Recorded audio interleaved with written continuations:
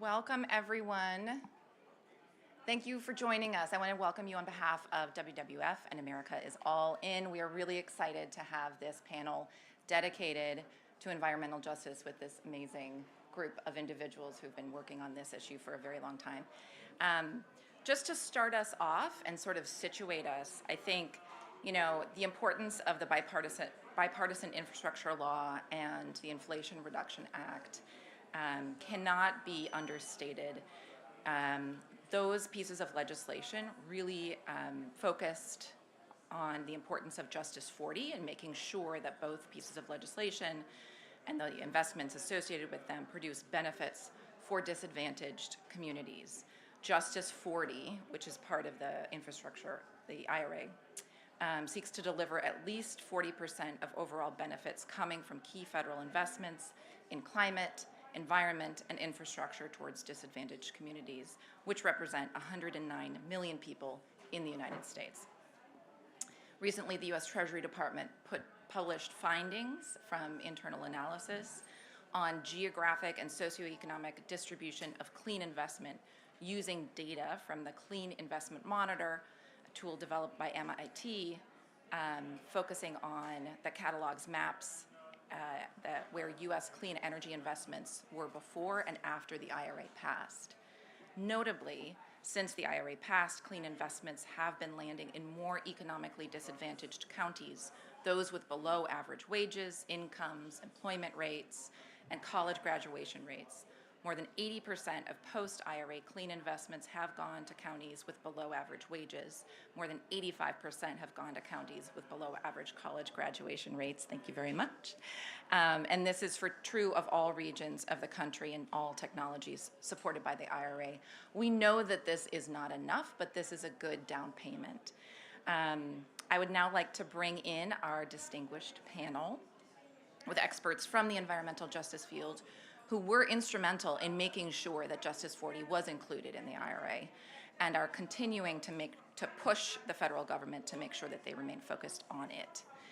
I want to start with Dr. Robert Bullard, who is often described as the father of environmental justice. He is the former dean of the Barbara Jordan Mickey Leland School of Public Affairs at Texas Southern University.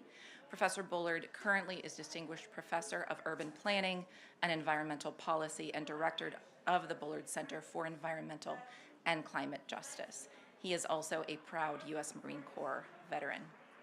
Peggy Shepard, co-founder and executive director of We Act for Environmental Justice, has a long history of organizing and engaging Northern Manhattan residents in community-based planning and campaigns to address environmental protection and environmental health policy locally and nationally. Dr. Crystal Upperman. Dr. Upperman is a senior manager in Deloitte's Government and Public Services Consulting practice.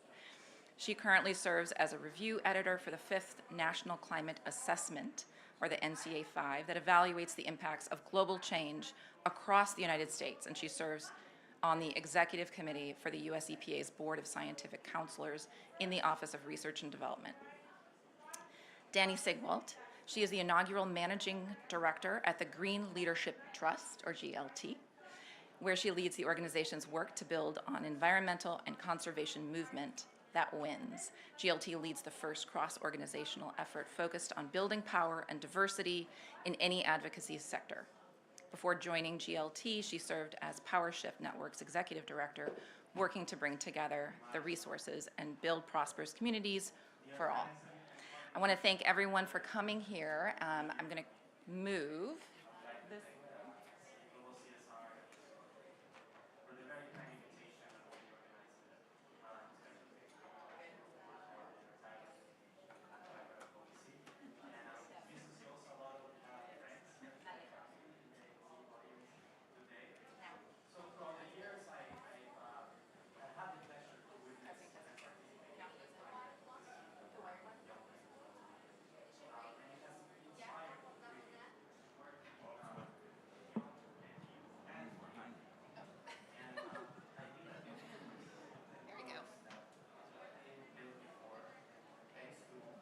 Testing this one. Oh, there we go. Look at that.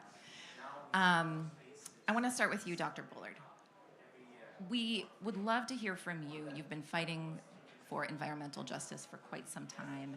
I think what would be most interesting to those of us who are here and those listening online, if you would please talk about where the environmental justice movement is today, its journey over the last number of decades, and what you are most excited about thinking about the future.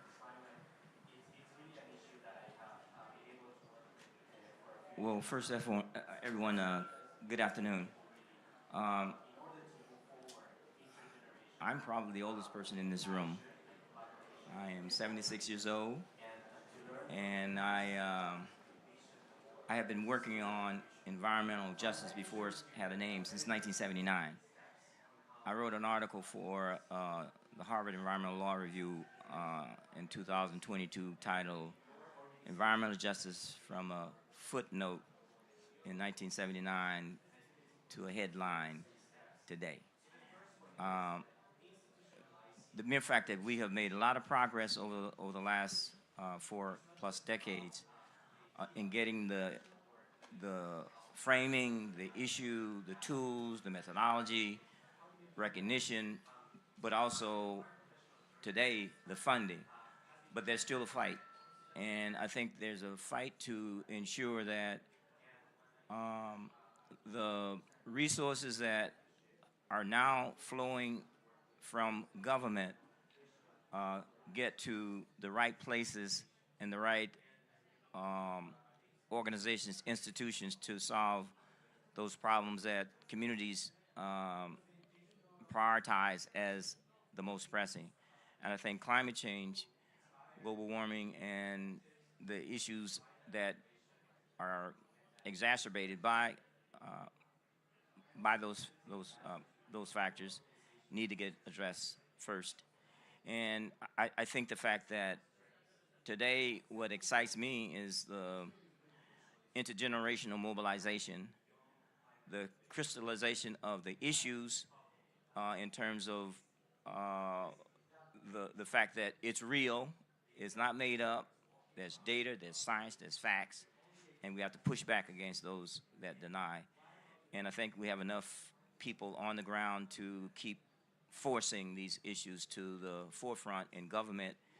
And when government even come up with great programs, ideas, and funding, when they put poison pills inside of those packages, we have to push back against poison pills. Even if we get a sugar pill that's laced with arsenic, it might taste sweet, but it still will kill you. And I don't have to give many examples, but CCS, carbon hubs, and those other false solutions when it comes to climate, our communities have to resist, at the same time fight for those resources to have good, clean, renewable energy and things that make our communities healthy and sustainable and livable. That excites me. As it should. I think it excites a lot of us. I wanted to follow up a little bit on the federal action. The bipartisan infrastructure law and the Inflation Reduction Act bring trillions of dollars in federal investments, money. That was something, Dr. Bullard, that you were talking about, in actual resources.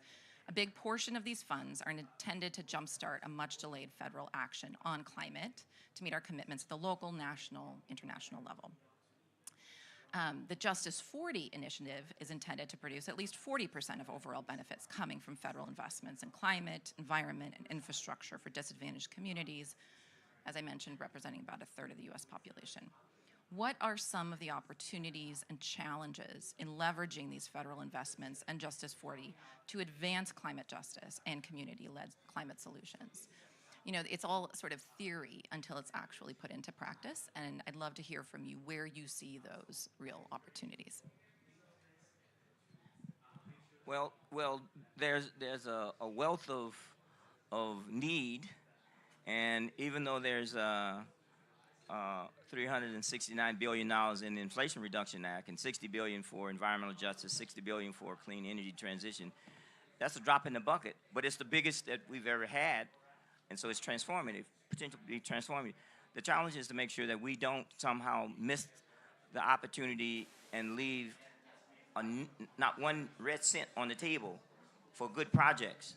Now there's bad projects that are rolling out in those counties that were classified as disadvantaged communities, bad highway projects, bad infrastructure projects that are rolling out that are being claimed as Justice 40. We have to fight against that money, fight against those monies being put in bad projects that exacerbate existing flooding or creating other kinds of challenges. We have to make sure that we use our own data, our own science, our own information to put side by side with the government data showing where the resources are going and track those resources to make sure it's really getting to the communities where it's needed. You know, just because you have a census tract that has a disadvantaged population doesn't mean that the population that will benefit from those resources are the same people that the data would drive the money to that area. We have to look at that very closely, and we have excellent researchers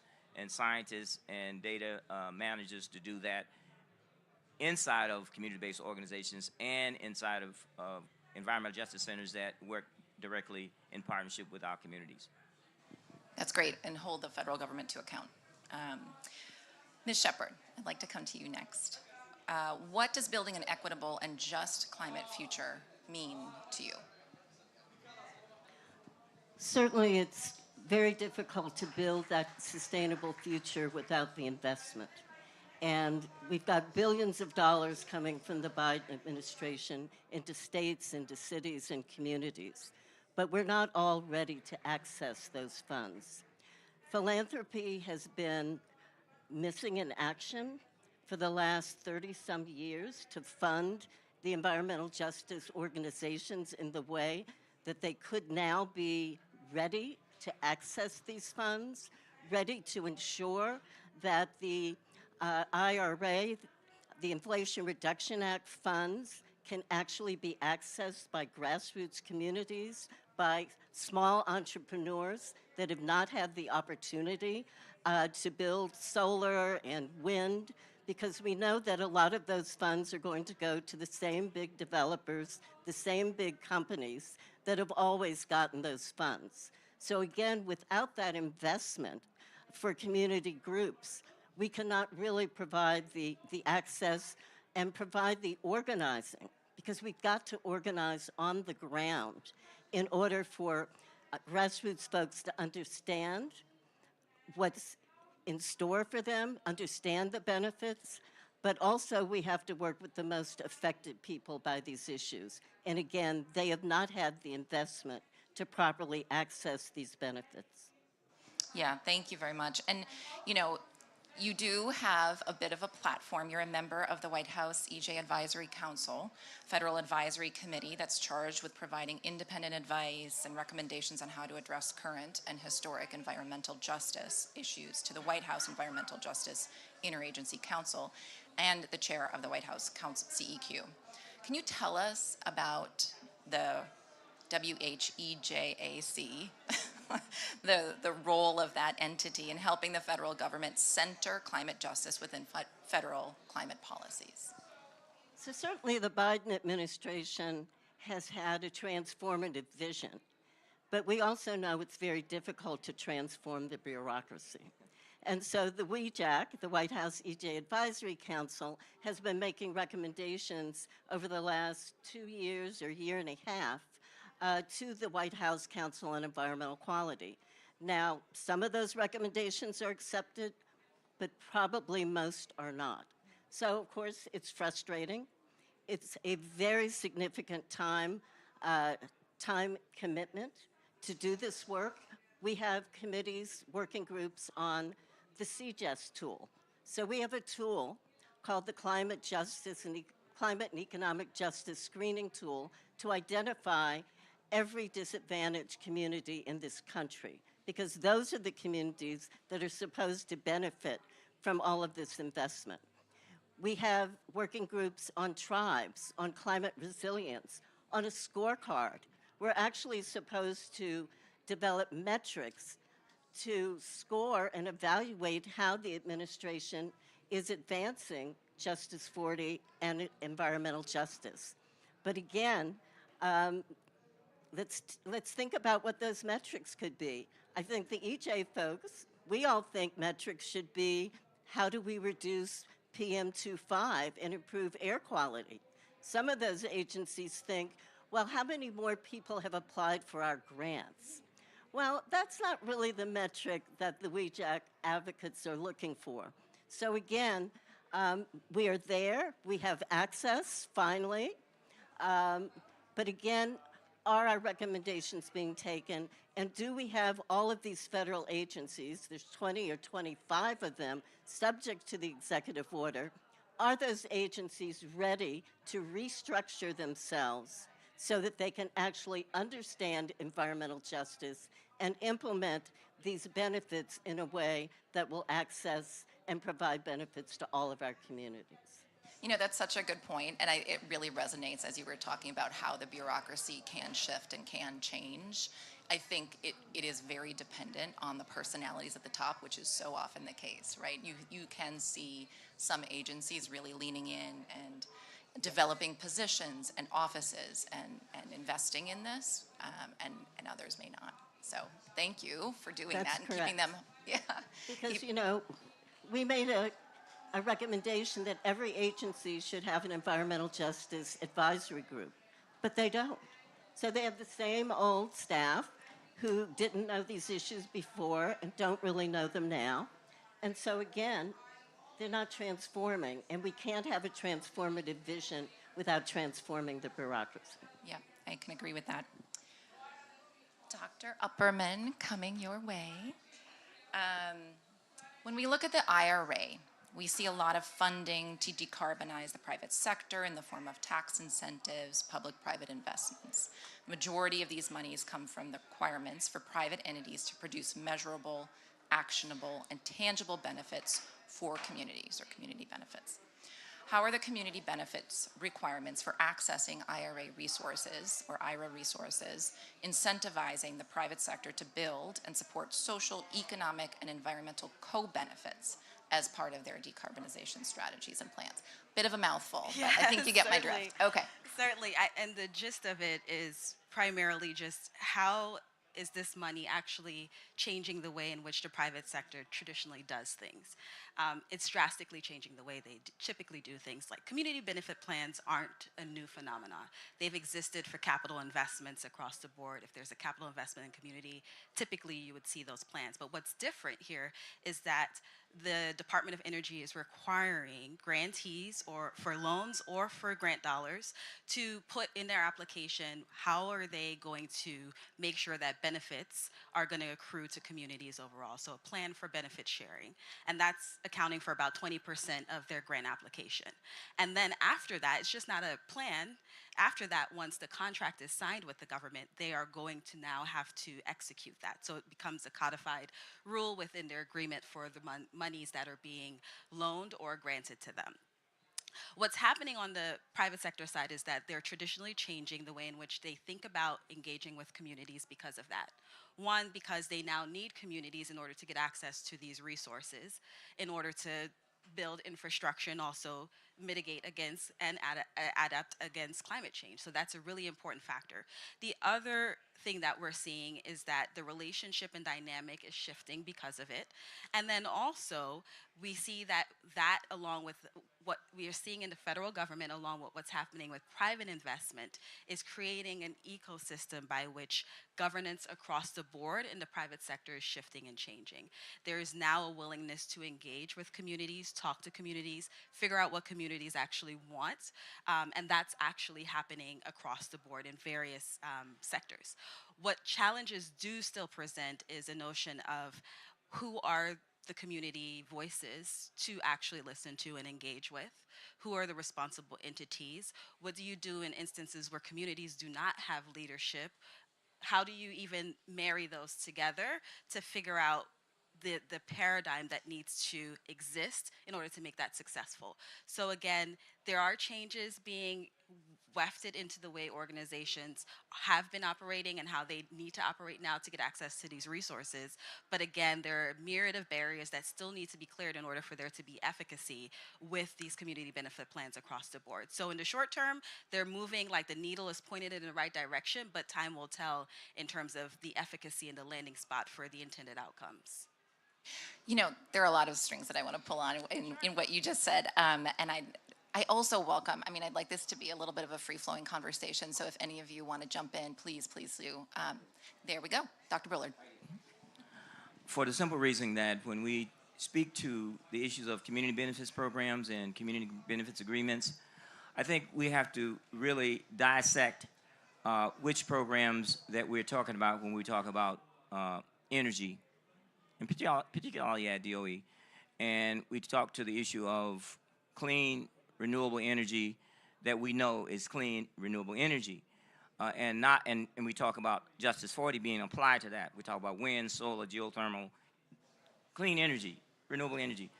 But when we talk about things that are risky, unproven, no data, and these,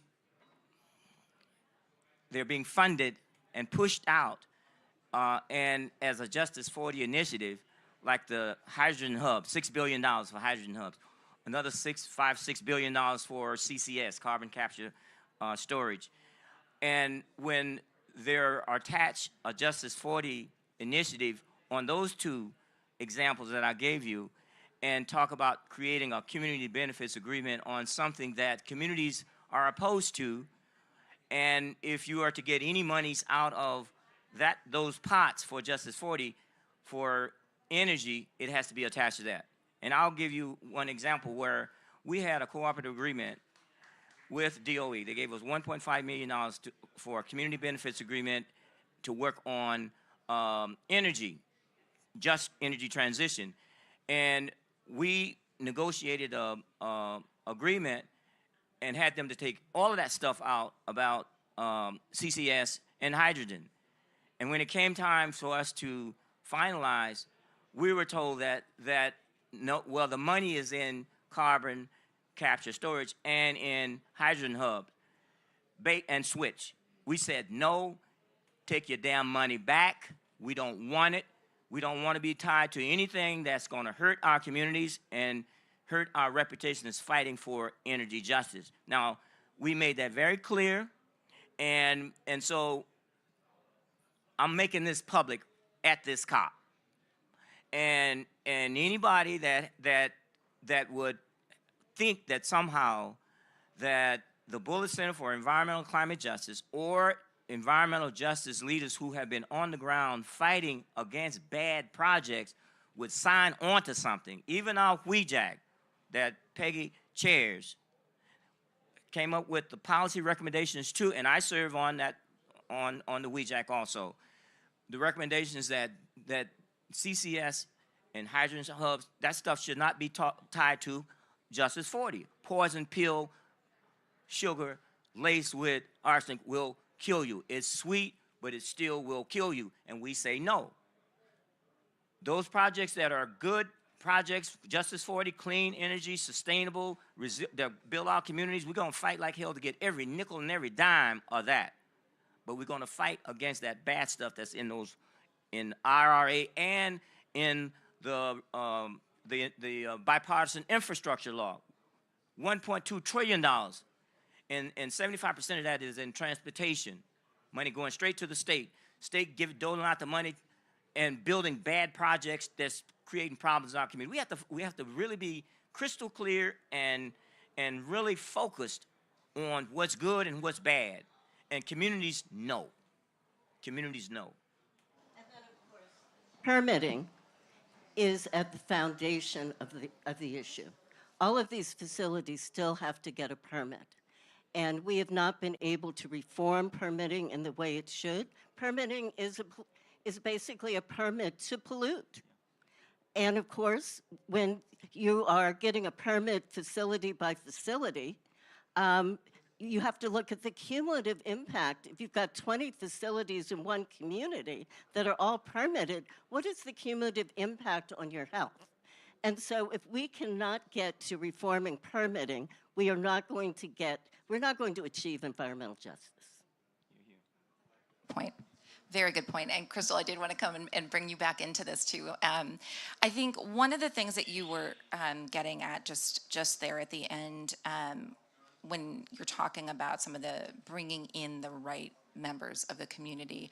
I'm really curious, as you engage the private sector, how they are rethinking what it means to engage around community benefits, especially disadvantaged communities. Is there a change in thinking? How much of it is just incentivized because of the tax credits? How much does that matter?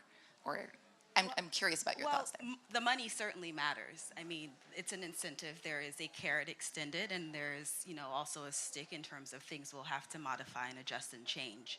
One thing that we're seeing is it's hard to scale. When you look at the United States, the breadth of money that's been being distributed, the types of projects that are, to be permitted, and the communities that exist out there and the engagement that needs to happen, there is an imbalance. So there is a gap to be filled by community groups actually engaging and keeping aware and tapping into the system more, because right now it's overburdening the existing system of environmental justice communities that are out there. You have few speaking for many, which is great. That's what has gotten us here. But there is a gap to be filled. And that gap, we need people to step into it in order to make sure that there is efficacy. That when a project is being permitted in your community, that you are actually aware and have the ability to step in and advocate for what your community members want. And it doesn't require that a group from California is now trying to identify how can we make sure that this big project that's happening in Houston, Texas, if they didn't have community leaders there, how do they make sure that that doesn't impact the larger scale climate reduction impacts that we want the country to have. So again, I think the scale is a big issue and problem. A lot of these issues that folks are talking about right now is, yeah, we don't want it, we want great things, but we don't have the mass amount of people to actually make sure that there are checks and balances actually happening and taking place. At the large level, like, the federal level, we have the WEJAC, they're investing, but what about the subnational level? He just mentioned, dollars from Department of Transportation are being sent to states. What engagement? Who's holding states accountable? Who is talking to state officials, state DOT, State Department of Energy, to make sure that the dollars are actually making it to the local level? Because guess what?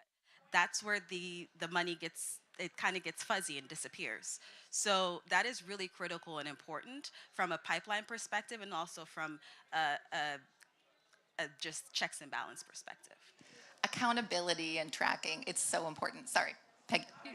Yeah, I was just going to say, we've got the green groups, and the green groups are very powerful. They're the ones who have been making a lot of the policies in our country, and they're making policy here internationally.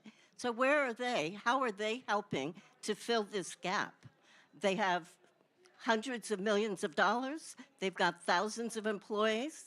So how are they working to ensure that environmental justice communities, the people most impacted by pollution, by their policies, are integrated, that those perspectives are integrated into the policies? They have not been doing that. It has gotten better. And I guess Green Leadership Trust, which I've been a part of, we'll talk a little about that. But again, that's an important player that is coming around to begin to work with the environmental justice community.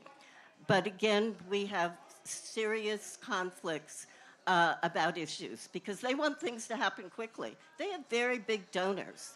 And when those donors give millions of dollars, they're giving it because they want some climate stuff to happen the way they want it to happen. And so those groups are working to do that. They are not working in the best interest of the most affected people by their policies, and they don't even understand the perspectives of the grassroots in many of those policies. Well said, and I want Danny, what a segue. You could either respond or I could tee up a question. America's All In represents a whole of society effort to tackle climate change, building a platform for everyone to be included and become a part of advancing climate action. That is in large part why we are partnering with the Bullard Center. From your experience as an organizer of the environmental justice movement and now leading the Green Leadership Trust, Why should we center community-led solutions within a whole-of-society effort to tackle climate change? And of course, feel free to go on and address some of the other topics that have come up. Yeah, I think that Peggy's point about the green groups really offers a really important bridge between that question and the conversation we were having a moment ago, because there's a really critical role of community organizations, right? Like community level, neighborhood level organizations, which Peggy knows very well, to build power and build engagement in our communities, right?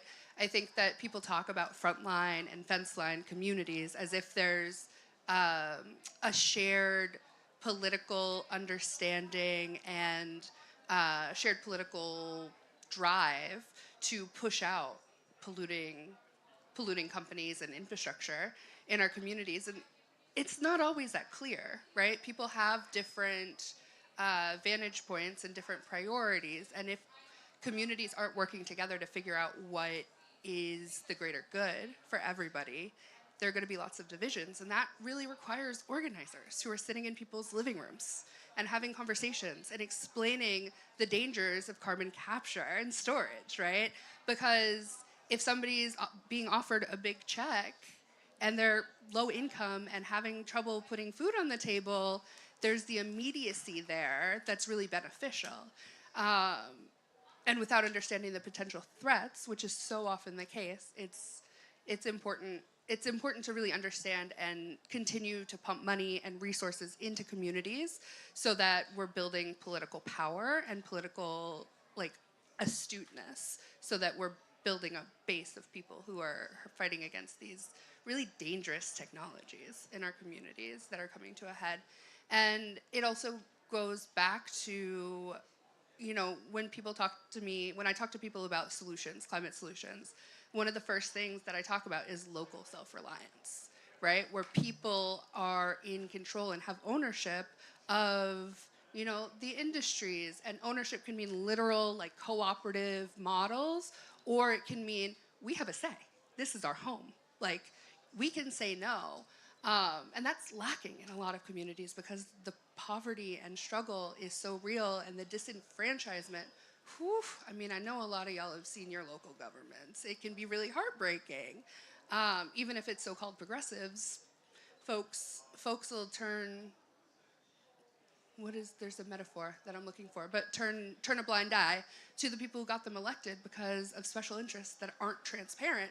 And we need to understand and accept that a lot of the climate solutions that are being pushed forward and funded through the IRA are being pushed forward by the fossil fuel industry, right? That's trying to continue to make a profit, despite the very clear evidence that they are not our allies in building towards a livable future and a climate just future for us all. Let me just add that there's a difference between the promise of a job and a job. Yes.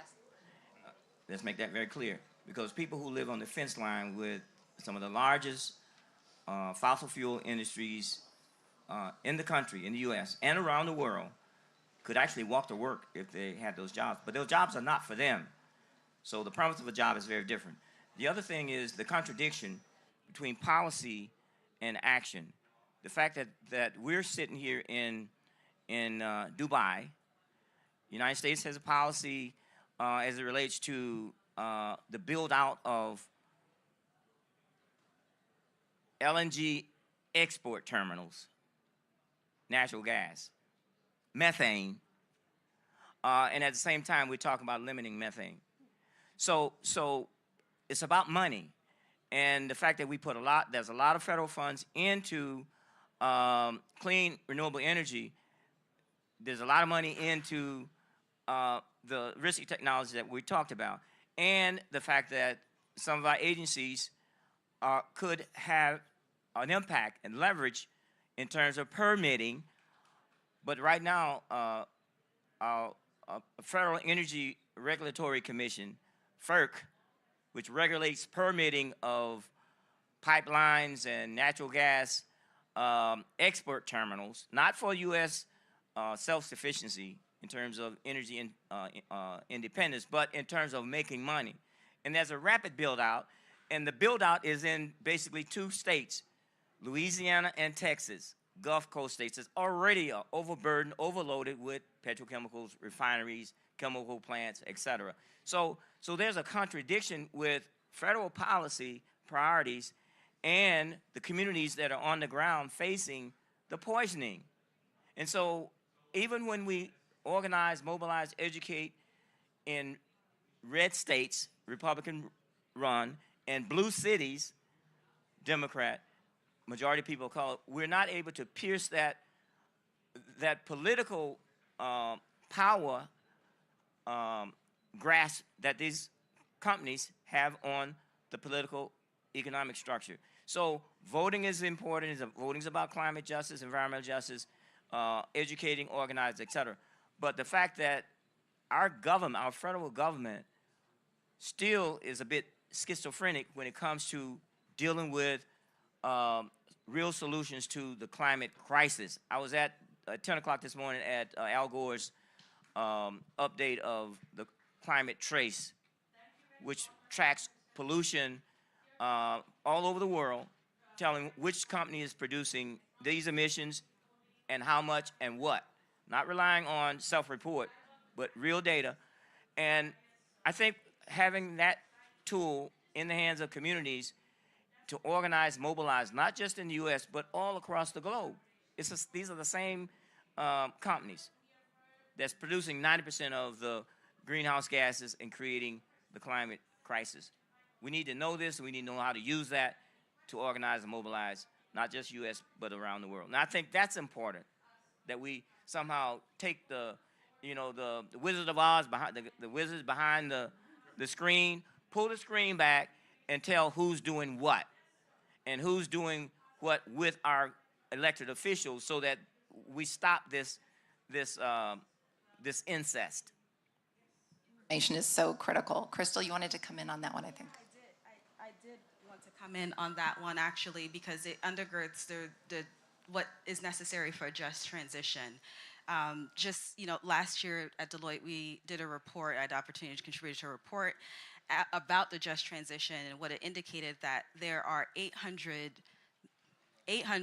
million jobs across the world that are at risk for being lost if we don't do the just transition right. And as the mention of a job, promise of a job is different than a job, but then there's also the promise of prosperity and the ability to live life abundantly is necessary and is underpinning of the just transition.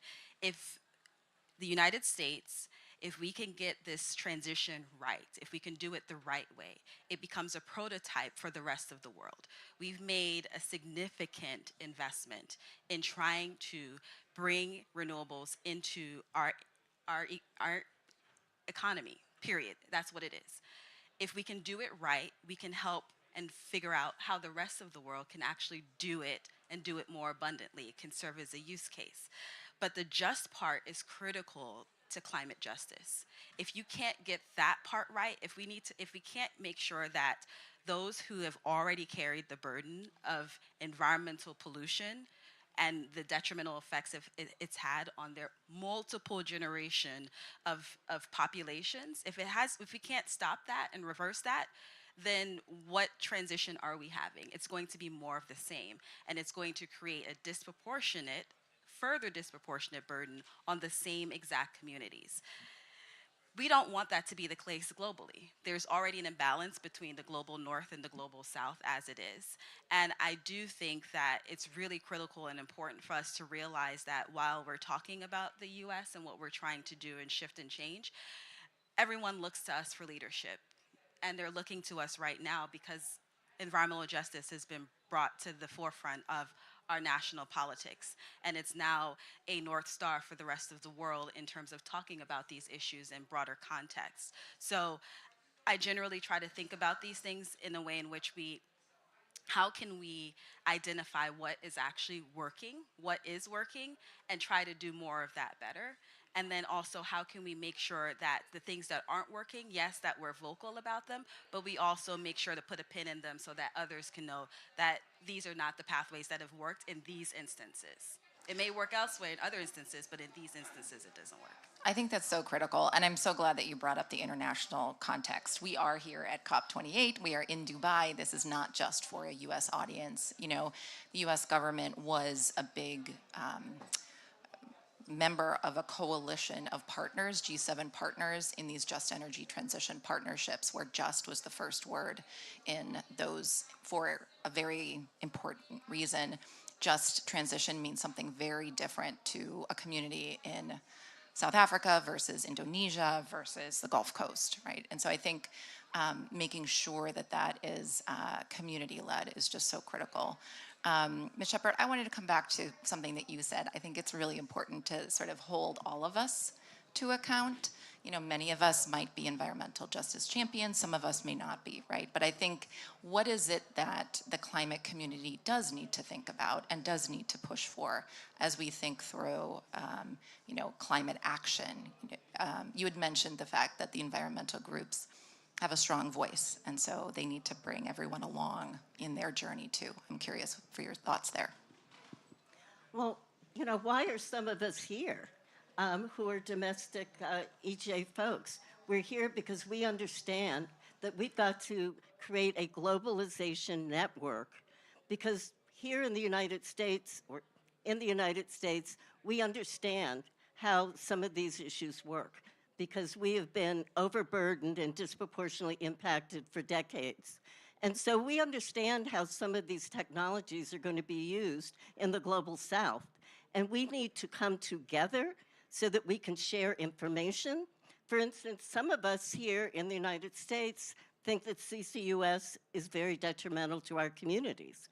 I've been with folks in Kenya who think CCUS is very helpful, and they support it. So how do we begin to come together as a global citizenry to understand each other, share knowledge? Because we have a lot of knowledge in the United States about how these multinational corporations work. We have a lot of knowledge about how these policies work. And now they're going to be introduced in the global south. And we need to come together and understand each other and share knowledge so that we all understand what's at stake. And so why did we have a climate justice pavilion? Last year in Sharm el-Sheikh, it was the first time we had a climate justice pavilion in the Blue Zone. It was a home for climate justice advocates. We had panels for 2 weeks, 6 panels a day, and it was a strong North Star for climate justice. But guess what? We were not approved for a pavilion here this year. And why was that?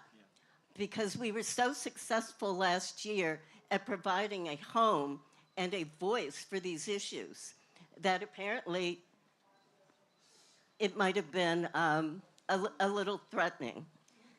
But again, we have got to ensure that we have a home to discuss these issues. I'm glad we're here discussing this today.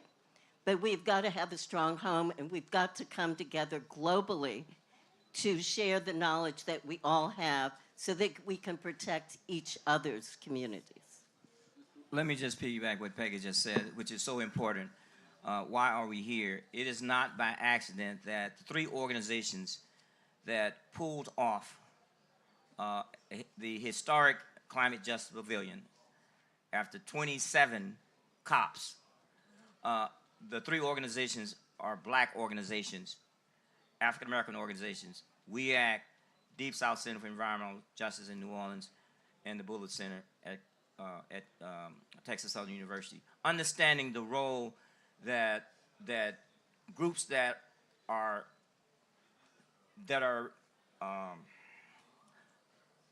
sincere and unapologetic about attacking those systems that are destroying communities in the U.S. and abroad. Even though that these 3 Black organizations put on this Climate Justice Pavilion, we had people from all over the world, north, south, coming together under one big umbrella, under one big tent, and it is no accident that we don't have it here. We're scattered all over, but we have resign ourselves that we will have a climate justice pavilion going forward. We will fight to get it back on track. This is just a bump in the road. The idea that when we talk about things that are dangerous and we have the data, we have the science, we have the facts, we have to share that with our brothers and sisters around the world and not have them receive information that's sugar-coated, that this is good for you and that there's money in this, that there are jobs for this. We have to be really open about this, to share the knowledge and not be selfish about holding it close to our vest. Because this is one fight for justice, for climate, economic, food and water, energy, health, justice across the board. It's not just one little green movement that about saving whales. Very important. But it's about saving our planet, but making sure that it's a just way and that we have a just transition when it comes to clean energy, not leaving anybody behind or left out. That's a fight now. That's a fight. And we don't take it lightly. It's not a, you know, it's not a sprint. This is a marathon relay. Run your 26.2 miles and you pass the baton to the next generation to run it. And those of us who've done it a long time, we don't stop, stand on the sideline.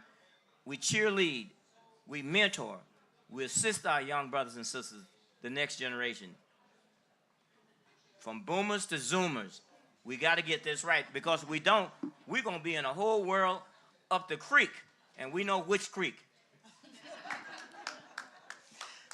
I couldn't say it any better than that. That's amazing. That was one of my questions, was to ask about the EJ Pavilion. And so I think, Danny, I want to start with you as our sort of wrap-up question.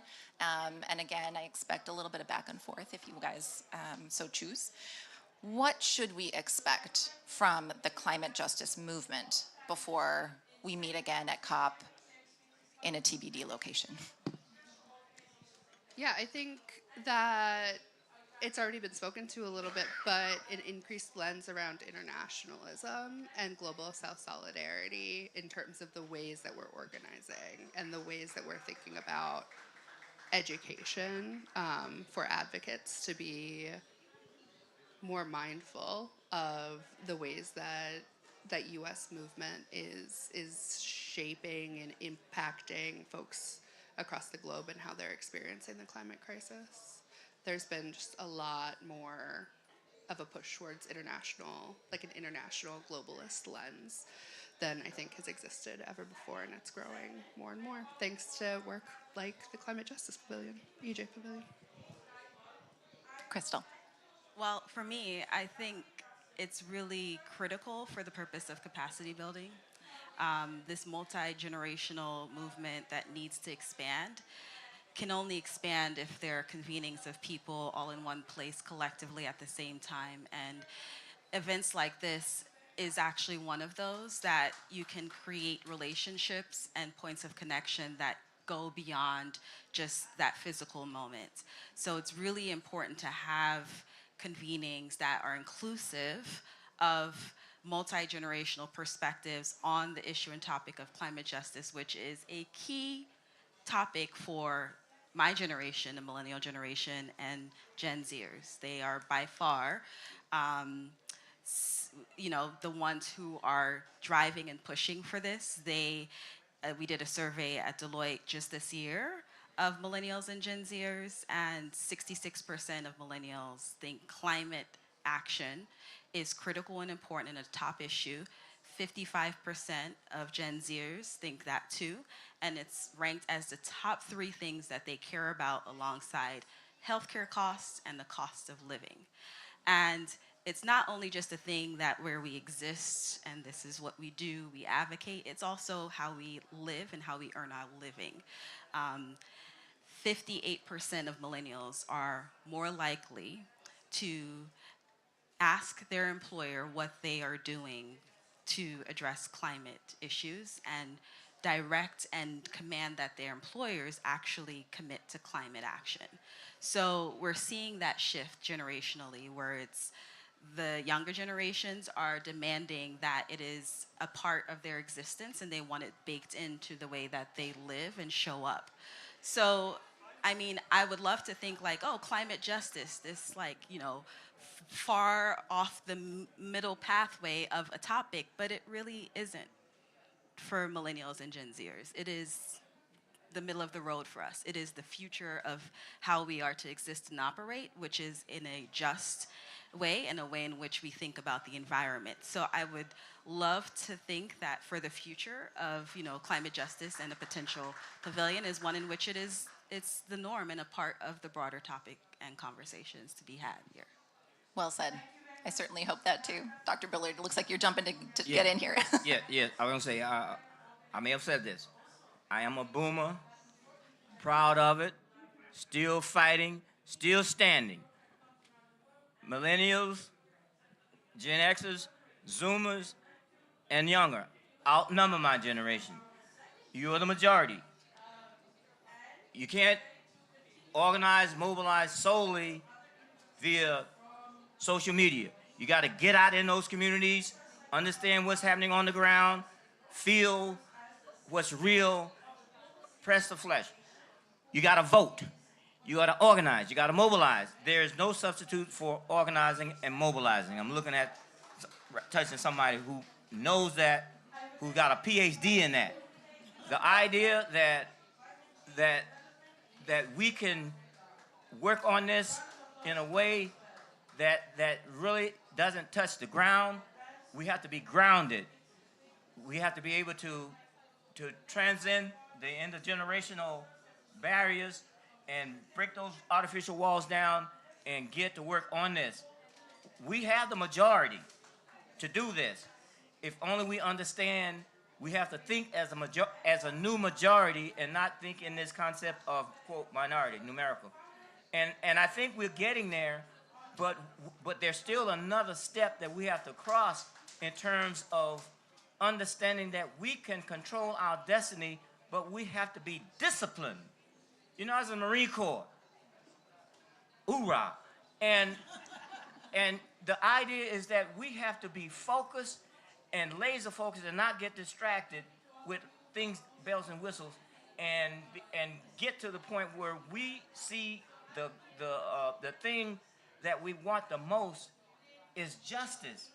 And that includes across the board. I've written 18 books on a whole lot of stuff, but it's just one book. Don't tell anybody. Housing, transportation, energy, food, blah, blah, blah. But we have to be focused and don't let anything turn us around. And that means that there has to be a little more discipline with our young brothers and sisters. That's not a criticism, that's a critique. Every social movement that has been successful in the United States has had strong students and young people pushing out there on the ground. Now that's a fact. I'm a sociologist and I know about that. Organizing and social behavior and complex organizations and social movements. That has to be ingrained in our DNA to change that. And we have to be change agents. And some people are not built for that. They get burned out. This is a race, a long-term race, but we don't have 40 years. I'll just stop there because this is so serious that it's serious. This is serious. Yes, it is. Ms. Shepard. Just offer Yeah. really quickly that Sure. supporting young people means moving resources to them. Yeah. And within our movement, I was executive director of PowerShift Network for a long time, and the fundraising landscape was awful in the ways that it is, with all of these marginalized groups that are really critical ingredients to movement building. Very important. Yes, you're here. I mean, absolutely. Philanthropy, media, and politics. So why philanthropy? Without the support, half of our environmental justice organizations around the country are mom and pops that don't even get paid. If they have one or two staff, they're lucky. So without philanthropy beginning to invest the way a few of them have in the last couple of years, we wouldn't even be here. The media. I remember when we were doing projects in Harlem, and it would be 2 blocks from my house. But guess what? They would call NRDC. The New York Times would call NRDC to ask them about the sewage treatment plant 2 blocks from my house that my organization was suing the city over. So the media is complicit. And then again, politics. Certainly in the United States, we have got to start political C4 organizations. We have got to be politically oriented. A lot of our folks are very left and feel, oh, I don't want to get involved in dirty politics. We have got to begin to elect the people who are going to support our issues. We've got a lot of black folks who are elected officials in the South, and they're not supporting these issues. They can't be counted on. So we have got to ensure that we are giving money and we're getting out there and electing the right people. And so again, I know that politics globally can get you shot, can put you in jail. But at least in the United States, we have got to start being more political. The media's got to start telling our stories, and philanthropy has got to invest. They'll invest in policy. They don't want to invest in on-the-ground organizing. And if you're not organizing the most affected people by these issues, then we're not there. There won't be accountability. And believe me, when they say that people of color who don't have a lot of money aren't interested in these issues, that just is not true. I'm in Harlem, and we have people who have high incomes and low incomes. And the people who come out, the 100 people or so who come out to our membership meetings every month, are people who live in public housing and have the least income in our community. The brownstone and affluent people, they aren't doing that. They're going to Martha's Vineyard. They are not coming to membership meetings, okay? They are not talking about these issues. So again, philanthropy, media, and politics, we gotta scale up on those issues. This has been fantastic. I really want to thank all of you for your life's work, for your commitment, and for being here today. I think the importance of meeting our climate goals and doing right by our communities is critical. This is a large reason why we did want to partner with the Bullard Center for America's All In. It has to be included in everything that we do. And I just wanted to say thank you to each and every one of you for being here and for sharing your wisdom, really, with all of us. Round of applause.